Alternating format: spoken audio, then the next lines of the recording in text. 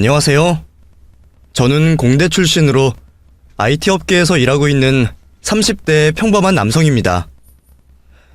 제가 이런 사연을 보내게 될 줄은 몰랐는데 살다 보니 저 같은 평범한 사람에게도 참 별일이 다 생긴다 싶습니다. 어쩌면 제가 곰같이 바보같이 살아서 그랬나 싶기도 하네요. 제가 여태 잘못 살아온 건지 재수없게 잘못된 인연을 만난 건지는 모르겠지만 저는 한 여자를 만나서 뼈아픈 후회를 해야만 했습니다. 그리고 그 일로 제가 태어나서 처음으로 복수라는 걸 하게 되었죠. 제게 평생 잊을 수 없는 상처를 안겨준 것은 다름 아닌 제 와이프였습니다. 이제는 전처가 된 그녀와 저는 소개팅으로 만나게 된 사이였습니다. 남자들만 드글거리는 공대를 나와서 또 저 같은 놈들만 있는 IT 업계에서 일을 하다 보니 저는 도통 연애를 할 만한 기회가 없었어요. 어디 주변에 여자라도 있어야 연분을 만들고 연애를 해볼 텐데 늘 남자들에 둘러싸여 있으니 그럴 수가 없었죠. 그렇게 30 넘도록 나이만 먹었던 저는 어느 날 직장 동료의 대타로 소개팅을 나가게 되었고 중소기업에서 마케팅 디자이너로 일한다는 그녀를 만나게 되었어요. 그리고 기대 없던 그 소개팅 자리에서 저는 그녀에게 한눈에 반하고 말았습니다. 소개팅에서 이상형을 만날 줄 몰랐던 저는 기대 이상의 만남에 마음이 설렐 수밖에 없었죠. 다행히 그녀도 제가 나쁘지 않은지 저희는 다음 만남을 이어가게 되었고 적당한 3살 차이의 저희는 자연스럽게 연인이 될 수 있었습니다. 30이 넘은 저와 20대 후반의 지연이는 서로 결혼을 전제로 만남을 가지게 되었습니다. 지연이 같은 여자라면 결혼을 해도 좋겠다 싶었지만 늘 조심성이 많던 저는 적어도 몇 년은 연애를 했으면 싶었어요. 그런데 지연이는 여자 나이 30 코앞이면 결혼이 급하다며 하루빨리 저와 결혼을 하고 싶어 했습니다. 그리고 그 와중에 제가 드디어 연애를 한다는 걸 알게 되신 어머니가 제게 결혼을 재촉하셨죠. 너 설마 그 나이에 연애만 하다 끝낼 생각은 아니지? 적당한 아가씨 같으면 데려와서 인사부터 시켜라. 인사는 무슨 인사예요. 아직 그 정도 아니야. 30 다 된 남녀가 그럼 결혼 생각도 없이 만나? 네가 오랜만에 연애하는 거 보니 잘 되는 것 같은데 그러지 말고 자리부터 만들어봐. 엄마는 너 하루빨리 장가 보내는 게 소원인 거 알지? 일찍 돌아가신 아버지 때문에 평생 홀로 저를 키워오셨던 어머니는 제가 얼른 장가를 가기를 바라셨습니다. 그동안 고생도 할 만큼 하고 그만큼 돈도 벌고 여유도 생겼지만 못해준 것 없이 열심히 키운 아들이 여태 혼자 있으니 그게 걱정이셨나봐요. 그랬던 제가 오랜만에 연애를 하는 모습에 어머니도 기대가 많으신 듯 했습니다. 결국 재촉하시는 어머니 때문에 저는 여자친구를 소개하게 되었습니다. 그럼 부모님은 오래전에 이혼하시고 지금껏 교류는 없다는 거니? 지금은 혼자 살고 있고? 네, 아버지는 연락 안 된 지 좀 됐고요. 엄마는 연락처를 알기는 한데 연락하고 지내지는 않아요. 20살부터 쭉 혼자 살고 있고요. 그래, 나도 혼자 자식 키운 마당에 그런 걸로 타박하려는 건 아니다. 너만 잘하면 되는 거지. 사실 지연이에게는 가슴 아픈 가정사가 있었습니다. 부모님이 오래전 이혼을 하시고 조부모님 손에 자라다가 조부모님이 돌아가신 뒤로는 쭉 혼자 살고 있었거든요. 그래서 늘 외롭던 지연이는 하루빨리 결혼을 하고 싶어 했어요. 저희 어머니도 지연이의 그런 사정을 들으셨고 다행히 그 일을 문제 삼지는 않으셨습니다. 오히려 마음만 맞으면 빨리 결혼을 하기를 바라시더라고요. 그럼 둘 다 적은 나이도 아니니 올해 안에 식을 올려라. 그쪽 집에 따로 허락받아야 하는 거 아니면 우리끼리 후딱 끝내버리자. 내가 마음이 좀 급해서 말이야. 어머니가 장사 수완이 좋으신 만큼 원래 추진력이 좋으시다는 건 알았지만 그때는 왠지 더 급해 보이시더군요. 그렇게 지연이를 직접 만나보신 어머니는 바로 결혼을 허락하셨고 결혼 준비를 전적으로 도와주시겠다며 저희의 결혼을 서두르셨습니다. 별 생각 없던 저는 어머니 성화에 얼떨결에 결혼 준비를 하게 되었죠. 하지만 결혼 준비는 제 생각보다 어려운 일이었습니다. 결혼을 준비하면서부터 어머니와 여자친구 사이에 잡음이 생기기 시작했거든요. 어머니는 어머니대로 며느리 욕심이 있으셔서 그런지 여자친구에게 바라는 게 많으셨고 지연이는 그런 저희 어머니를 불편해했습니다. 아니, 이것도 안 된다 저것도 안 된다 그러면 나더러 어쩌라고 그러시는 거야? 어머니가 내가 고른 아파트는 다 안 된다고 퇴짜 놓으셨어. 구경하기도 어려운 아파트라 겨우 약속 잡았는데 가격 듣더니 바로 나가시는 거 보고 내가 얼마나 황당했는 줄 알아? 그러게 그 집은 너무 비싼 것 같다고 그랬잖아. 돈이 모자라면 오빠가 더 보태면 되잖아. 그리고 애초에 우리가 살 집인데 왜 자꾸 어머니가 간섭하시는 거야? 그래도 엄마가 구해주시는 집인데 엄마 의견도 들어봐야지. 오빠, 나 너무 힘들어. 그냥 우리 마음대로 하면 안 돼? 오빠가 어머니한테 말 좀 잘해봐. 집을 구하는 문제부터 예식장에 신혼여행지까지 어머니와 지연이의 의견은 늘 정반대였습니다. 어머니는 어머니가 생각하는 예산에서 전세로 집을 구해주려 하셨고 지연이는 처음부터 빚을 내더라도 좀 더 넓은 평수에 매매를 하고 싶어 했습니다. 신혼 살림 때부터 때 빼고 광낼 필요 없어. 집이야 가격 좋을 때 사면 되는 거고 애 생기면 그때 생각하면 돼. 니들이 애 생기면 그때 어련히 집 사줄 테니까 신혼집은 그냥 전세에서 시작해라. 그리고 괜히 신혼여행에 돈 쓰지 말고 차라리 결혼식을 제대로 해. 손님들 모시는 자리인데 부족하면 안 되지. 평생 장사하며 지인이 많으셨던 어머니는 결혼식을 좋은 데서 하고 싶어 하셨고 헤어진 부모님을 부를지 말지 걱정할 정도로 결혼식에 기대가 없던 여자친구는 차라리 그 돈으로 신혼여행을 제대로 가고 싶어 했어요. 무려 한 달간의 유럽 여행을 말이죠. 어머니는 그런 여행이 사치라며 반대를 하셨고 그런 문제들로 여자친구와 어머니 사이에 갈등이 있었습니다. 덕분에 저는 중간에서 이도저도 못하고 골머리를 앓고 있었어요. 어머니는 어머니대로 여자친구 타박을 하시고 여자친구는 제 앞에서 시어머니 시집살이 서럽다며 투정을 부렸으니까요. 어머니 정말 너무하신 거 아니야? 내가 뭐 하겠다고 하는 건 다 반대하시잖아. 애 낳으면 집 사주시겠다는 건 또 뭐야?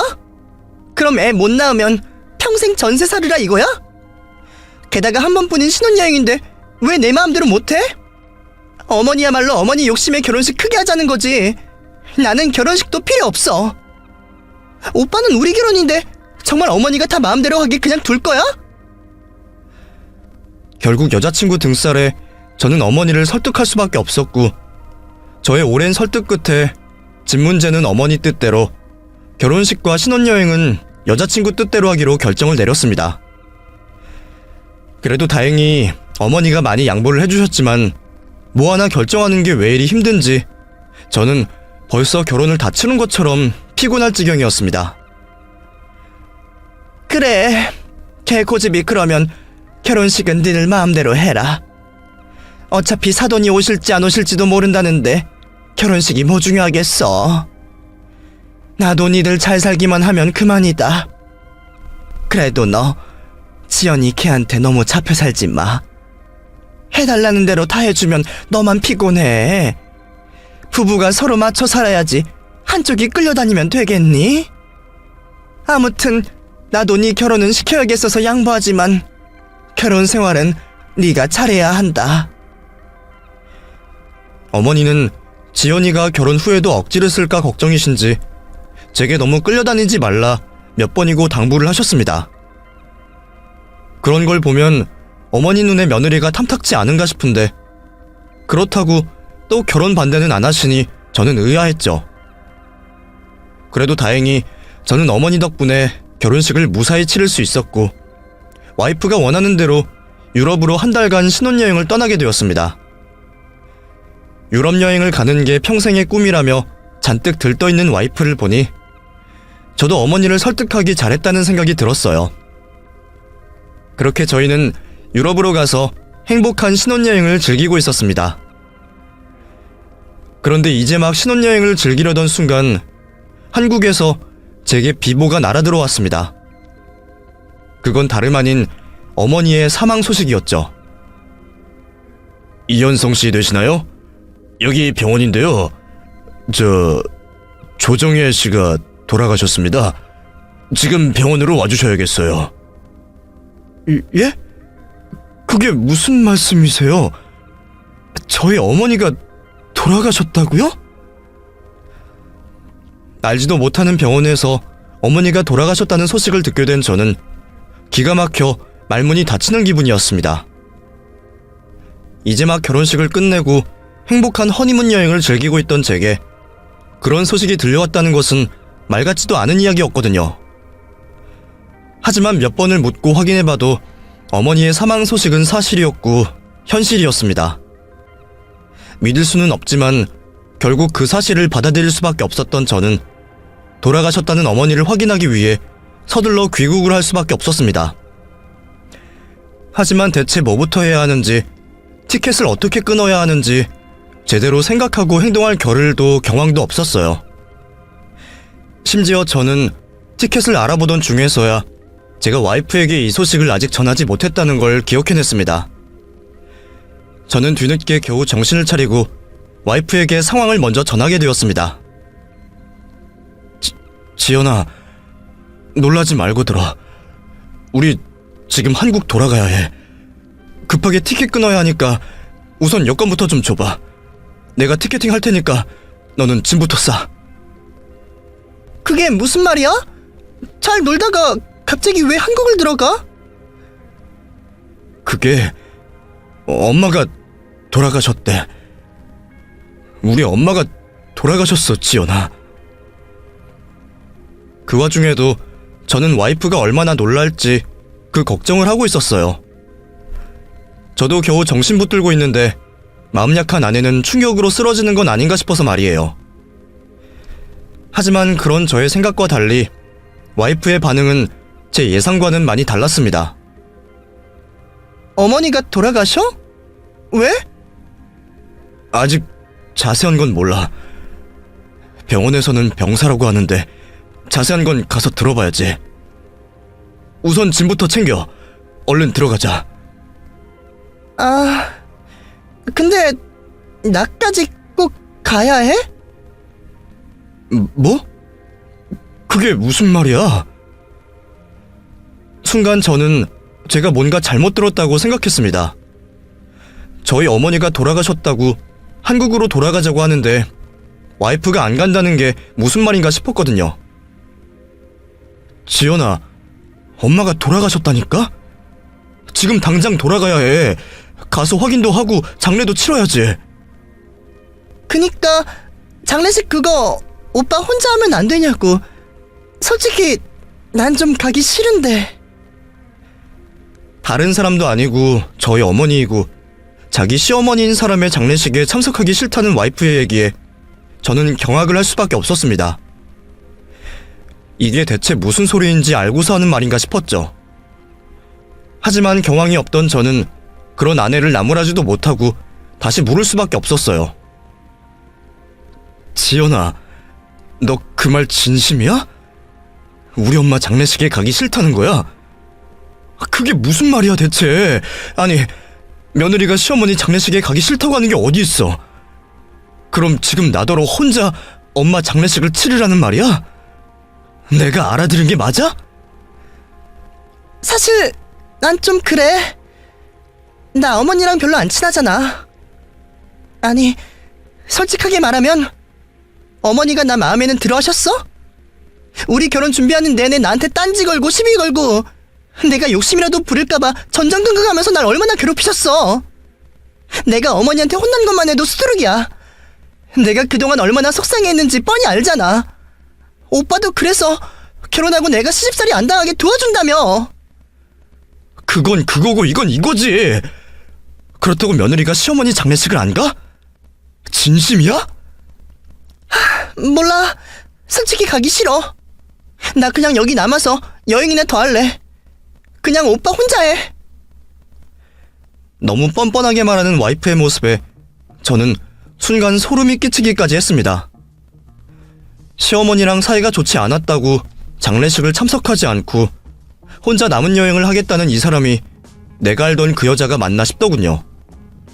물론 저희 어머니가 며느리를 마음에 쏙 들어하지 않으신 건 저도 알고 있었습니다. 워낙 자식 걱정이 많으신 분이라 며느리에 대한 기대가 크셨으니까요.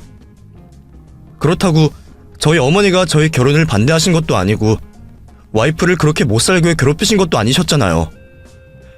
그저 잔소리 좀 하신 걸 가지고 악감정이 생긴 건지 저는 그런 와이프의 행동을 도저히 이해할 수 없었습니다. 그러지 말고 같이 가자. 아무리 그래도 장례식을 안 가는 건 말이 안 되지. 네가 내 여자친구였어도 지금 나랑 같이 가줘야 하는 거 아니야? 근데 와이프 되는 사람이 이러는 게 어디 있어? 내가 오빠랑 결혼한 거지 어머니랑 결혼한 거 아니잖아. 솔직히 이제 막 결혼하고 신혼여행 온 건데 내가 돌아가신 시어머니한테 며느리 노릇 꼭 해야 해? 그리고 나 휴가 겨우 내서 여기까지 온 건데 그거 다 포기하고 가서 장례식장이나 지키고 있으라고? 내가 유럽까지 언제 또 올 줄 알고 여행을 포기해? 내가 여기 얼마나 오고 싶어 했는지 알잖아. 나 그냥 여행하고 싶어. 제가 겨우 화를 참으며 설득을 해보려고 노력했음에도 와이프의 생각은 변하지 않았습니다. 진짜 이유가 저희 어머니가 미워서인지 유럽 여행을 포기하지 못해서인지는 모르겠지만 겨우 그런 이유가 아니라 더 대단한 이유였더라도 저는 와이프의 선택을 절대로 이해하지 못할 것 같았습니다.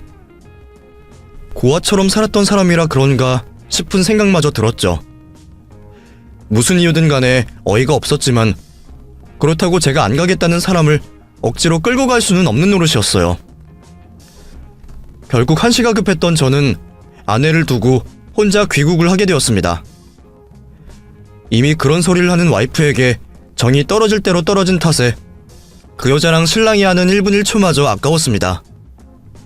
그래서 더 군말하지 않고 조용히 혼자 짐을 싸서 호텔을 나왔죠. 그렇게 저는 제일 빠른 비행기를 타고 한국으로 돌아오게 되었습니다. 그리고 곧장 달려 어머니가 계시다는 병원으로 향하게 되었죠.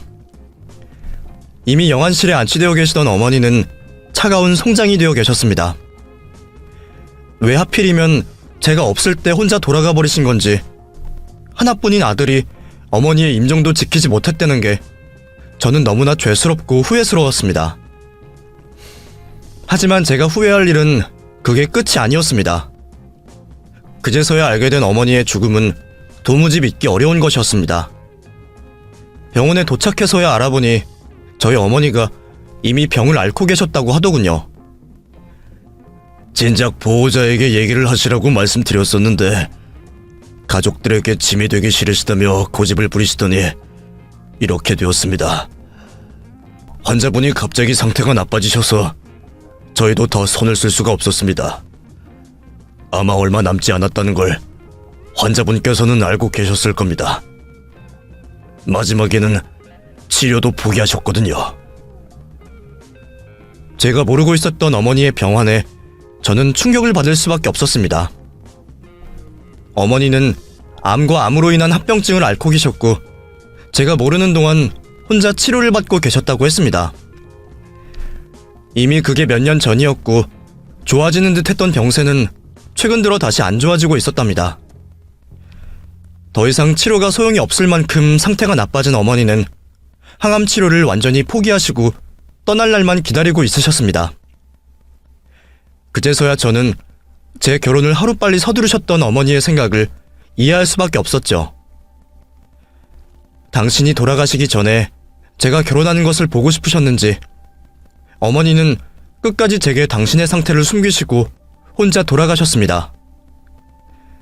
그동안 혼자 아들 키우느라 고생하면서 악착같이 살아오셨던 어머니는 돌아가시는 마지막까지 자식 앞에서 나약한 모습을 보이고 싶지 않으셨던 모양입니다. 늘 빈틈없이 살아오셨던 어머니라면 충분히 그런 행동을 하실 수 있다는 건 알지만 저는 그런 어머니의 선택을 도저히 받아들일 수가 없었습니다. 어머니는 하나뿐인 자식 걱정에 그러셨겠지만 결국 어머니 마지막을 지키지 못한 저는 아들로서 죄책감을 지을 수가 없었으니까요. 어머니가 왜 나한테 이런 상처를 주시는 건지, 저한테 이런 반구 없던 어머니에게 원망마저 들 지경이었어요. 하지만 결국 모두 제 탓이었습니다. 그동안 어머니가 병을 앓으신지도 모르고 결혼 준비하느라 어머니가 어떤 상황이신지 살피지 못한 제 탓이었죠. 제가 좀 더 꼼꼼히 어머니를 살피고 따로 사는 어머니를 자주 찾아뵀었더라면 어머니도 병세를 끝까지 숨기지는 못하셨을 겁니다. 근데 하나뿐인 자식이라는 놈이 회사 다닌다고 바쁘다는 핑계로 어머니를 소홀히 해서 이런 꼴이 벌어지고 말았네요. 심지어 그런 자식 결혼시킨다고 끝까지 혼자 고생하다가 가셨던 어머니인데 정작 아들놈은 어머니 장례식장에 며느리를 데려다 앉혀놓지도 못했습니다. 그 상황이 얼마나 기가 막히고 제가 한심한지 마음 같아서는 당장이라도 어머니를 따라가고 싶은 심정이었습니다. 차라리 어머니 대신 내가 떠날 것을 그랬구나 싶은 생각까지 들었죠. 제가 그런 생각을 하는 자체로 저희 어머니는 속상해 하시겠지만 저도 자식된 입장에서 똑같이 어머니를 걱정하고 그리워할 수밖에 없었습니다. 하지만 불효자식인 제가 어머니에게 마지막으로나마 자식도리를 하는 것은 어머니를 걱정 없이 떠나보내드리는 것밖에 없다는 생각에 저는 정신을 바짝 차리고 어머니의 장례식을 열심히 준비할 수밖에 없었습니다. 저 말고는 평생 가족 하나 없이 외롭게 지내셨던 어머니셨지만 그래도 베푸신 게 많으신 분인 덕분에 어머니 장례식에는 어머니의 죽음을 진심으로 안타까워하는 조문객들이 찾아와 주셨습니다. 어머니와 같이 장사하시며 동거동락하셨던 상인분들과 어머니의 몇 안 되는 친구분들이 찾아와 주셨는데 그분들 모두 얼마 전 저의 결혼식에 참석해 주셨던 분들이셨어요. 겨우 보름 사이에 제 결혼식과 어머니의 장례식을 치르며 같은 손님들을 맡게 된 저의 심정은 이루 말할 수 없이 참담할 뿐이었습니다. 사람들은 그런 제가 안타까운지 쉽게 말도 꺼내지 못하는 듯 했죠. 세상에, 어떻게 이런 일이 있어? 너희 엄마가 얼마나 강인한 사람인데 이렇게 일찍 떠날 사람이 아닌데 말이야. 아휴, 그래도 하나뿐인 자식 장가는 보내고 가고 싶었는지 어떻게 아들 결혼하자마자 떠났네. 이만큼 버텼으면 손주 보는 것도 기다리다 가지. 그러게 말입니다. 다 제 불찰이네요. 아니 근데 며느리는 어디 갔어? 밖에도 안 보이는 것 같던데 같이 안 왔어? 아, 그게 충격을 받았는지 너무 울다가 쓰러져서요. 지금 병원에 입원해 있습니다. 세상에, 이제 막 시집온 며느리가 시어머니를 많이 생각하는구나. 그것도 복이야. 제 결혼 소식을 아는 조문객들 입에서 당연히 와이프에 대한 이야기가 나올 수밖에 없었고 궁금해하는 그분들의 물음에 저는 거짓말을 할 수밖에 없었습니다. 거짓말을 해야만 하는 제 속은 비참했지만 사실대로 말해서 저희 어머니의 마지막을 더 비참하게 할 수는 없었습니다. 다들 며느리가 시어머니 장례식에 일부러 불참했다는 것보다 너무 슬퍼서 쓰러졌다는 걸 더 이해하기 쉬운 건지 다행히 저의 거짓말을 믿지 않는 사람은 아무도 없었습니다. 그렇게 저는 그런 거짓말까지 하게 만든 그 여자를 속으로 원망하고 저주하면서 조용히 어머니의 마지막을 보내드렸습니다. 길고도 짧은 3일장이 모두 끝나고 어머니의 유언대로 유고를 납골당해 모신 저는 그제서야 여태껏 참았던 눈물을 터뜨릴 수 있었습니다. 그동안 너무 울고 싶었지만 저는 장례 내내 눈물을 흘리지 않았습니다. 어머니를 혼자 떠나보냈다는 죄책감에 겨우 그런 여자를 며느리로 들였다는 죄송함에 제가 감히 어머니 영정 앞에서 슬퍼할 자격이나 되나 싶었거든요. 하지만 이제 정말 어머니를 보내드렸다는 것이 와닿자 저도 더 이상 눈물을 참을 수가 없었습니다. 그렇게 저는 어머니의 납골당 앞에서 혼자 하염없이 눈물을 흘렸습니다. 어머니를 향한 저의 슬픔은 어느새 아내를 향한 분노로 변해 있었습니다. 내가 그딴 여자랑 결혼을 한다고 어머니 곁을 비우고 어머니의 마지막을 지키지 못했다는 생각에 저는 제 와이프라는 그 여자를 도저히 용서할 수가 없었습니다. 대체 그 여자는 무슨 생각으로 장례식을 참석하지 않았을지 저는 도저히 이해가 되지 않았어요. 다만 확실한 건 그 여자에게는 제가 그래도 되는 사람이라는 거였습니다. 내가 그동안 무르게 나온 탓인지 아니면 내가 자기를 버리지 못할 거라 생각해서 그러는지 자기가 그런 짓을 해도 제가 자기랑 헤어지지 못할 거라 확신한다는 거였죠. 그제서야 저는 그동안 제가 얼마나 호구짓을 했는지 알게 되었습니다. 나는 그 여자를 사랑한다고 생각해서 다 해주고 싶었던 저의 진심이 그 여자한테는 아무것도 아니었다는 것이 너무 비참했습니다. 저는 그 여자에게 제대로 복수를 해주고 싶었어요. 어머니의 죽음이 그 여자 탓도 아니고 그 여자한테 복수를 한다고 해서 돌아가신 우리 어머니를 살려낼 수 있는 것도 아니지만 적어도 제가 지금 느끼고 있는 이 비참함과 모멸감은 돌려줄 수 있을 거라 생각했거든요. 그렇게 저는 복수의 칼날을 닦으며 그 여자가 돌아오기만을 기다리고 있었습니다. 장례가 끝나고도 일주일이 지나서야 완전히 여행을 돌아온 와이프는 태연하게 어머니의 장례 처리를 물어왔습니다. 그리고 뻔뻔하게도 자기가 뭐라고 저희 어머니의 유산에 대해 궁금해하는 거였죠. 장례식은 잘 치렀어? 그럼 이제 어머니 유산은 오빠가 받는 거지? 얼마나 받는데? 변호사는 만나봤어? 혹시 상속세 같은 거 계산은 해봤어? 어머니 재산 정도면 상속세 적지 않을 텐데. 이럴 줄 알았으면 어머니 살아계실 때 편법으로 돌리는 게 나은데. 차라리 내 명의로 돌려주시거나 그랬으면 좋았을 텐데 좀 아쉽다. 그치? 정말 이 여자는 대체 어디까지 뻔뻔할 수 있으려고 이러는 건지 저는 그 여자의 한마디 한마디가 너무 기가 막혀서 도저히 대꾸를 할 수가 없었습니다. 웃으면서 맞장구를 쳐줘야 하나 울면서 욕을 해야 하나 혼란스러울 정도였죠. 하지만 저는 더 큰 복수를 위해 잠시나마 제 감정을 참기로 했습니다. 앞으로 화를 내고 그 여자를 짓밟을 일은 한참 남았으니 당장은 참아야 할 때였습니다. 저는 그 여자에게 어머니의 재산 목록들을 보여주며 그 모든 게 그 여자 몫이 될 거라는 허황된 희망을 품게 할 생각이었습니다. 추락을 시키려면 최대한 높은 곳으로 올려야 하니까요. 세금이 무슨 걱정이야. 엄마가 남긴 돈이 얼만데. 내가 몰랐는데 엄마가 가진 재산이 좀 더 있더라고. 부동산도 꽤 있고 예금도 수십억이더라. 뭐? 그게 진짜야? 어머니가 돈이 그렇게 많으셨어? 어머 세상에. 근데 우리 앞에서는 해줄 만큼 해줬다고 더 달라고 하지 말라 하시더니 어머니 진짜 너무하신다. 그 정도로 여유 있으셨으면 우리 전세 말고 그냥 매매로 해주셔도 된 거잖아. 무슨 욕심이신지 하나뿐인 아들한테도 아끼시네. 그러게. 그래도 이제 다 우리 거 되니까 더 이상 서운할 것도 없지. 지연이 너 갖고 싶었던 거 있으면 생각해둬. 내가 다 해줄게. 정말? 진짜 내가 갖고 싶은 거 다 해줄 거야? 당연하지. 이제 우리 재산만 수십억이야. 이 돈이면 못할 게 뭐가 있어? 너 일 그만두고 싶다 그랬었지? 이참에 그냥 회사 관두고 집에서 쉴래? 어차피 아이도 곧 가져야 하고 그동안 일 때문에 스트레스 많이 받았잖아. 사실 그래서 여행 더 하고 싶다고 한 네 마음도 이해했어. 처음에는 좀 섭섭하기도 했는데 오죽하면 그럴까 싶더라고. 그동안 지연이 네가 회사 다니면서 스트레스가 좀 많았어.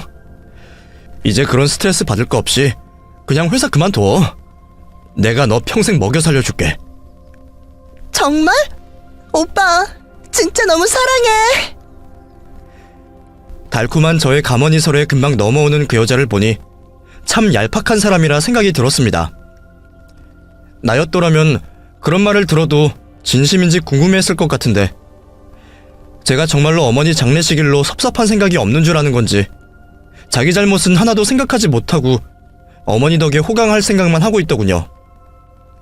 덕분에 속이기 쉬운 저는 고마운 노릇이었지만 그동안 내가 이 여자의 이런 얄팍한 면을 왜 모르고 있었을지 속이 아릴 만큼 후회스러웠습니다.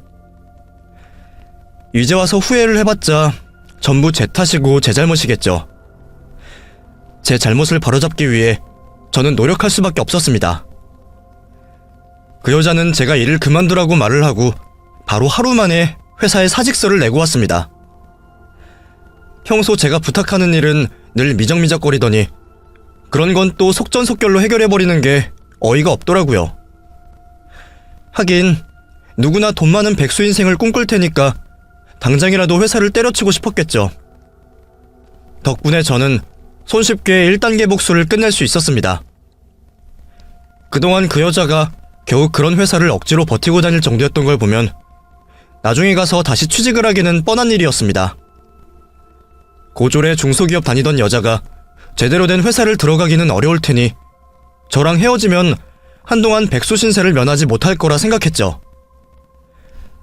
그렇게 겨우 1단계 복수 준비를 끝낸 저는 다음 복수를 준비했습니다.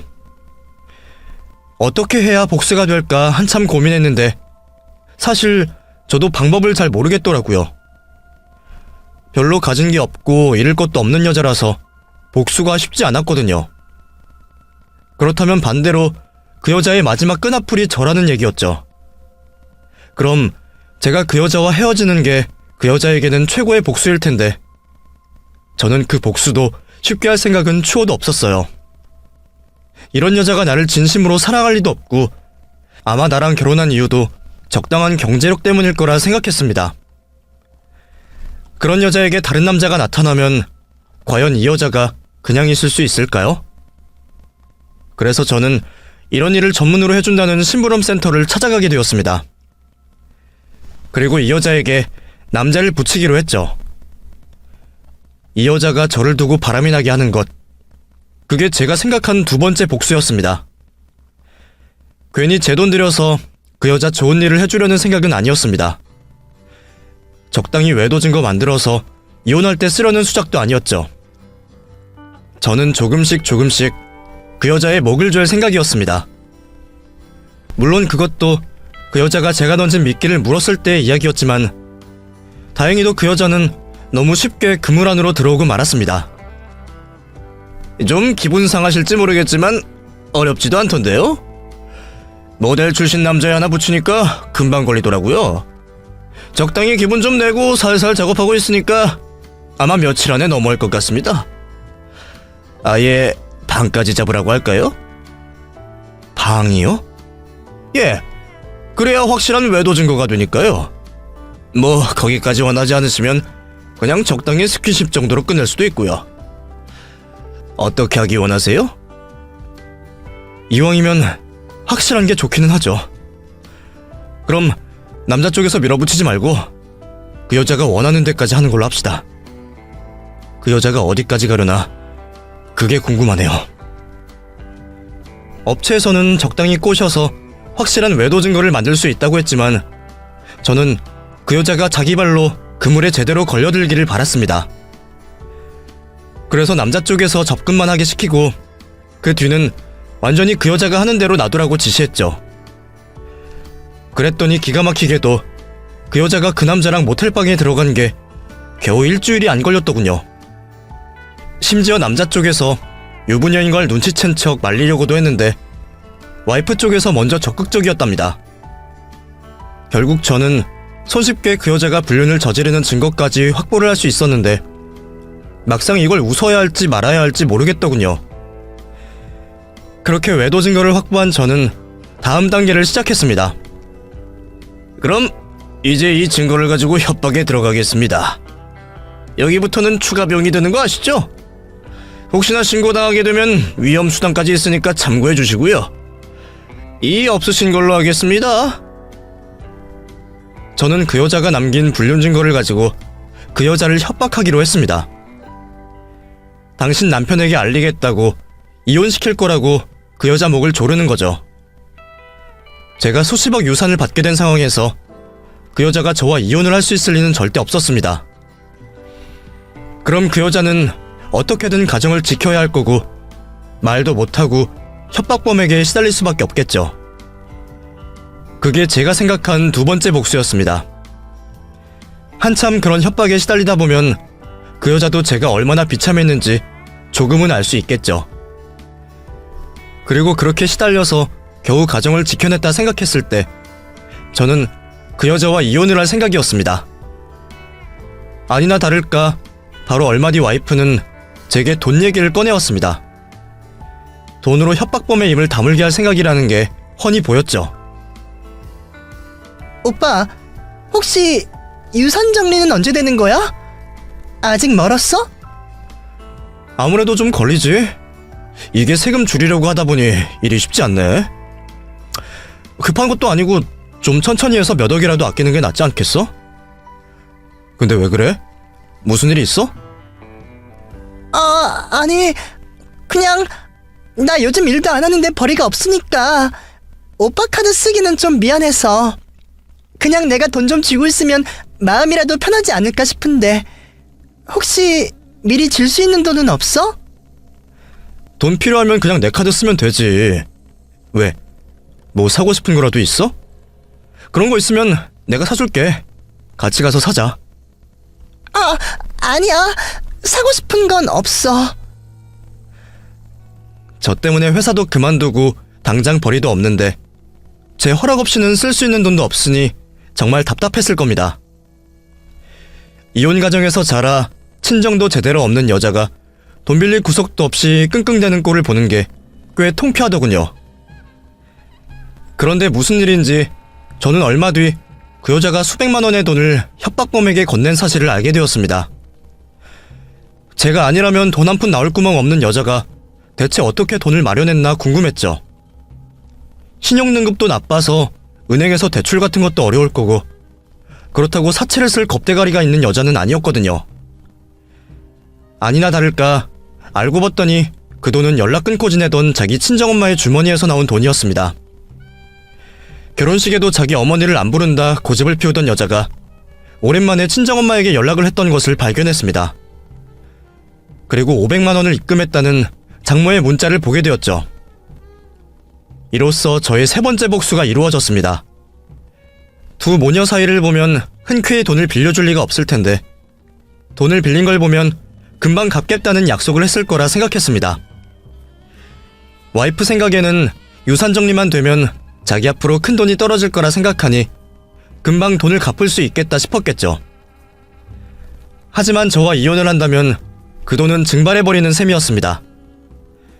게다가 저는 그 여자의 불륜으로 이혼을 할 테니 위자료를 생각하면 더 큰 빚을 지게 될 상황이었네요.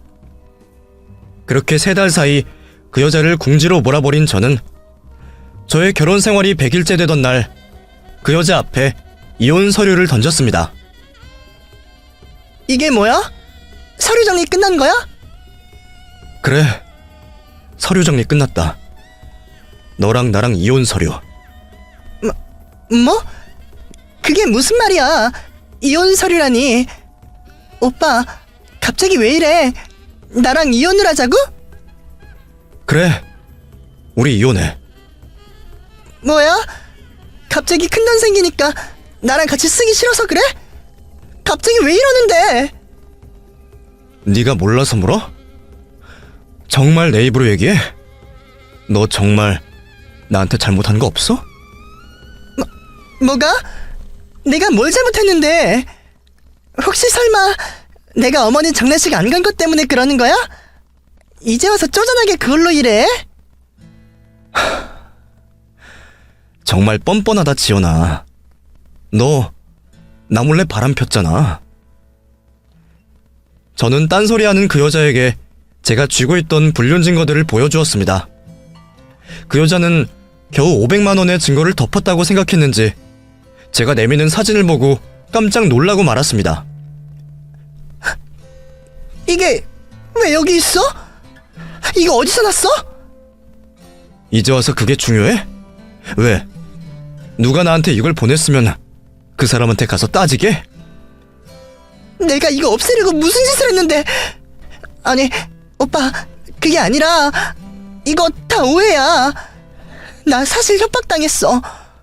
나는 정말 하룻밤 실수였는데 이 미친놈이 나한테 이걸 가지고 오빠랑 이혼시키겠다고 돈을 내놓으라고 그러더라고. 걔 아주 선수라니까? 일부러 나한테 접근해서 돈 뜯어가려고 그런 거야. 이거 속으면 안 돼. 변명을 해봤자 네가 나 몰래 다른 놈이랑 바람핀 건 사실 아니야? 네가 알고 당했건 모르고 당했던 네가 벌인 일이 맞잖아. 오빠, 정말 실수였어. 딱 한 번이었어. 제발 나 용서해줘. 나 오빠랑 못 헤어져. 어? 네가 나랑 왜 못 헤어지는지 내가 잘 알지. 너 우리 엄마 유산 때문에 그러잖아. 수십억 돈을 앞에 두고 어떻게 이혼을 하겠어? 근데 너도 참 염치가 없다. 우리 엄마 장례식도 안 오고 남편 두고 바람까지 폈으면서 그 돈은 탐이 나냐? 너 나를 한순간이라도 사랑하기는 했어? 그냥 적당한 남편감이 필요했던 게 아니고? 오빠, 왜 그렇게 말해? 나 오빠 정말 사랑해. 어머니 일은 내가 잘못했어. 그땐 내가 잠시 돌았었나 봐. 아니, 내가 고아처럼 살아서 그래. 내가 제대로 부모 사랑을 못 받고 커서 오빠 마음을 이해 못했어. 오빠가 나 한 번만 이해해주면 안 돼? 나 오빠랑 헤어지면 못 살아. 제발 나 좀 용서해줘. 내가 평생 반성할게. 어? 그동안 너 같은 인간을 동정하고 사랑했던 내가 등신이야. 대체 네가 뭐가 좋다고 너 같은 여자랑 결혼했을까? 이제라도 후회를 끊으려면 나도 너랑 이혼하는 방법밖에 없어. 긴 말할 필요 없고 당장 짐 싸서 나가. 내가 갈 데가 어디 있어. 나 돈 한 푼도 없는데. 그건 네 사정이지. 아, 그리고 너 돈 준비해야 할 거야. 너 바람 폈잖아. 그거 위자료 내려면 못해도 한 1,000만 원은 필요할걸? 내가 그런 돈이 어딨어. 집 걸 돈도 없는데. 오빠, 제발 그러지 마. 우리 다시 잘해볼 수 있잖아. 어? 말귀 못 알아듣는 척하지 말고 빨리 나가. 안 그러면 진짜 못 볼 걸 보고 끌려나가던가. 나 너 용서 안 해. 네가 우리 엄마 외면한 그 순간부터 나 너 참아온 거야. 근데 결국 이렇게 내 뒤통수를 쳤는데 너 같으면 네가 용서가 될 것 같냐? 내가 그렇게 호구 같아? 저는 그 여자를 길바닥에 쫓아내버렸습니다.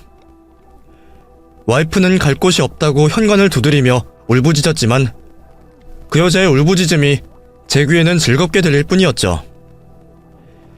그래서 한참 울어도 괜찮겠다 싶었는데 자기도 창피한 건지 얼마 못 가서 사라져버리더군요. 그 후로 계속 그 여자에게 전화가 걸려왔지만 저는 받지 않았습니다. 대신 변호사 번호를 알려주고 이혼 얘기만 하자고 했죠. 하지만 생각이 짧은 그 여자가 이혼을 거부하는 탓에 결국 저는 소송을 할 수밖에 없었습니다. 하지만 그래봤자 결국 손해보는 건 그 여자일 뿐이었어요. 돈도 없는 사람이 소송은 어떻게 감당할까 싶었죠. 근데 어디서 변호사를 구해오기는 했더군요.